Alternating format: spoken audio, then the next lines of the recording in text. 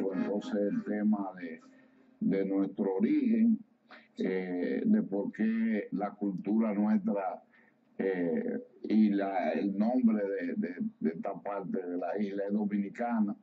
Usted dio una explicación.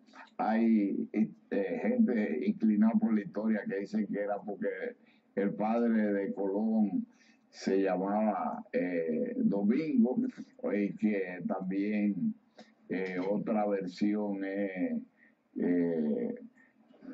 por los dominicos, pero también hay otra versión de por qué Santo Domingo, la fecha que se fundó también la capital, lo que hoy es la capital, que fue en la parte oriental de acá. Pero la parte científica que tiene que ver con el aspecto cultural de la que usted ha explicado, de que el origen viene, que los defensores reales de la costumbre, de los hábitos, de la vida de los habitantes naturales y luego de los esclavos traídos por la fuerza para producir riqueza para los españoles, eran los padres dominicos.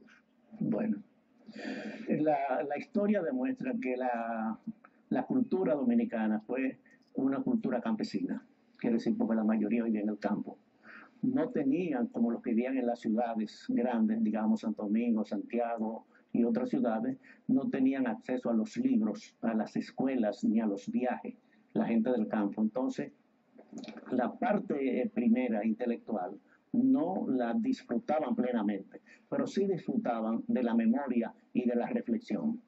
Y los campesinos entonces tienen un desarrollo de la memoria muy elevado y la reflexión. Hay una literatura basada en la época de la independencia, no la guerra, sino la independencia, desde el punto de vista cultural. Y José Núñez de Cáceres, que escribió varias fábulas y escribió un tratado sobre la Constitución, cómo debía ser la Constitución. Son aportes culturales que él hizo en esa época, y además en la época de la restauración, José Joaquín Pérez escribió mucho sobre fantasías de los indígenas que eran escritos para describir cómo era que vivían y se trataban los indígenas nacionales. El campesino se basa su cultura fundamentalmente en la memoria. ¿Y cómo se transmite esa cultura? Se transmite oral, quiere decir no hay escrito. Entonces por eso aparecen décimas, aparecen leyendas, historias, juegos infantiles.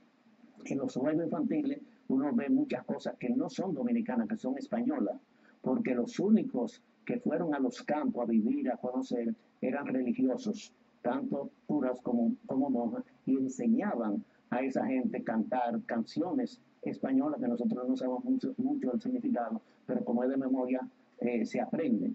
Así mismo los refranes, los chistes, los teatros, las veladas, las canciones, todo viene de memoria. El merengue hasta el lenguaje, digamos, ancestral, o sea, en la forma tradicional que todavía hay campesinos aquí que lo usan, aguaita, agora. Entonces, por ejemplo, el merengue, por ejemplo, uno oye una canción argentina donde son todos alfabetizados y son 5 estrofas o 6 estrofas. Aquí el merengue es repetición porque está escrito o está diseñado para analfabetos. Y el merengue es una repetición, repetición, repetición. Y al derecho y al revés. Usted nunca oye algo y cópiame ese merengue porque uno no lo aprende de memoria. Pero cuando se aprenden las cosas solamente por tradiciones, por memoria, hay desviaciones. Entonces hay cosas que no son científicamente demostradas. Entonces uno encuentra muchas personas que creen en galipote, que creen en bacá, que hay personas que se convierten en animales, la ciguapa. Y hay muchos curanderos y brujos, porque esos son desviaciones de tener una cultura solamente oral. Y creencias que no estaban basadas en cosas científicas. Entonces, como hablamos una de las facultades intelectuales de la persona es la reflexión. La gente del campo tiene muy desarrollado la reflexión porque el campo es un sitio para meditar. que usted tiene tiempo. Aquí difícilmente uno ve en la ciudad una gente que dedique 15 minutos a meditar. Mientras la gente está en el campo, está viendo las estrellas, está viendo el cielo, está viendo las nubes, todas esas cosas, hay serenidad, hay naturaleza y está la agricultura. La agricultura quiere decir la cultura de la tierra. Entonces, el campesino tiene eso más desarrollado, todo lo que es la naturaleza, que es parte de la cultura. La cultura nuestra, la costumbre nuestra, donde está fundamentalmente la música, y en la música, dentro de la música la tambora, eso viene de África, pero hay una tambora dominicana especial el baile, que es una cosa de nuestra cultura. Los carnavales son parte de nuestra cultura. El arte culinario, es decir, la cocina, es parte también de la cultura y tenemos una cocina especial dominicana. La bebida, bueno, preferimos el ron y la cerveza, es lo que, aunque se tomen cualquier otra cosa, pero eso es parte de la cultura dominicana. Y los deportes, bueno, hay mucho espacio porque ahí está el béisbol, ahora el basquetbol, el fútbol, y hay un desarrollo grande. Y se han ido insertando la presencia norteamericana aquí en la intervención, desarrolló el béisbol, el tenis y otros deportes que se han ido desarrollando. Y ya hoy en día Dominicana estamos dentro de Centroamérica, las Antillas y ya Panamérica ya he tomado en consideración como un país que va en las tradiciones están las fiestas patronales que tienen su significado, a veces religioso. Las procesiones, las viacrucis que son parte de esto.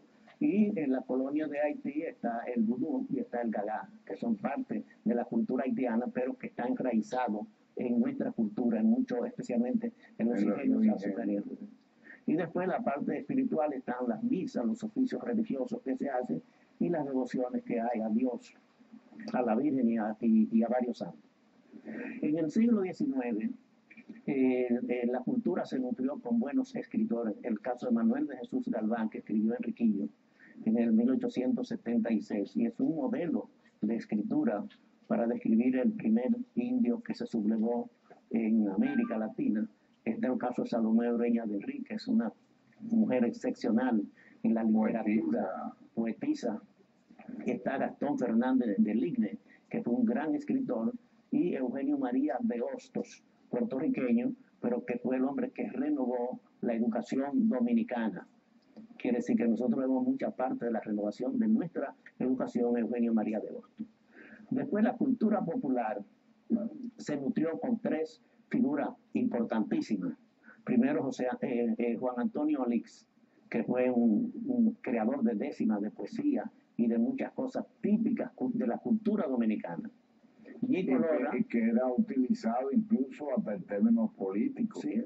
Fue utilizado porque tengo entendido que él estuvo en la etapa de Lili y luego entonces al caer Lili entonces varió su orientación, pero era una persona con un talento extraordinario y una capacidad transmisiva a la altura del entendimiento de la gente, de su época. Nico Lora, que fue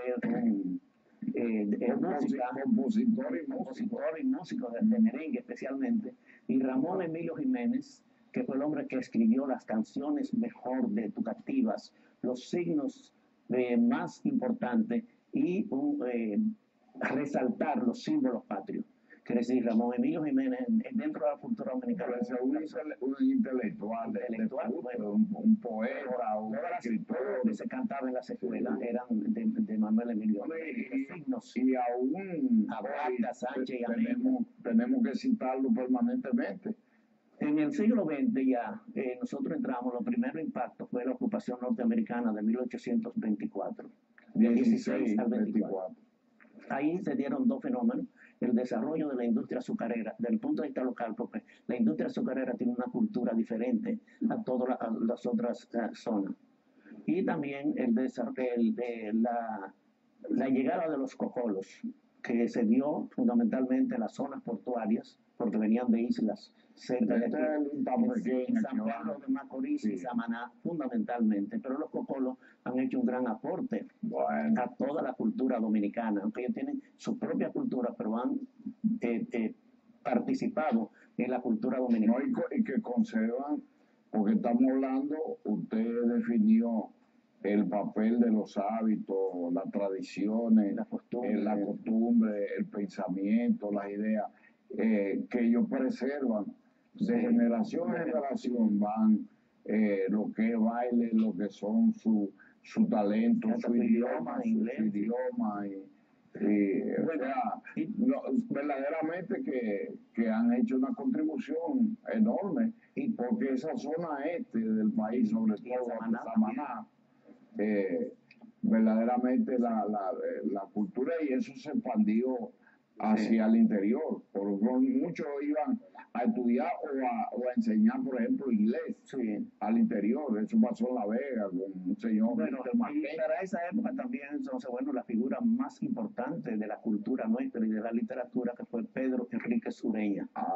Aunque Pedro Enríquez Ureña no vivió tantos años en el país porque no tenía mucha relación con Trujillo, pero después le ofrecieron un cargo importante en educación, le ponían tanto obstáculos que ha sido el humanista más importante que ha tenido la República Dominicana, aunque su actividad se desarrolló más en México y en Argentina, pero es un dominicano, el más grande humanista dominicano y su vínculo, usted mencionó a la poetisa, a la madre, y su padre también. Exacto.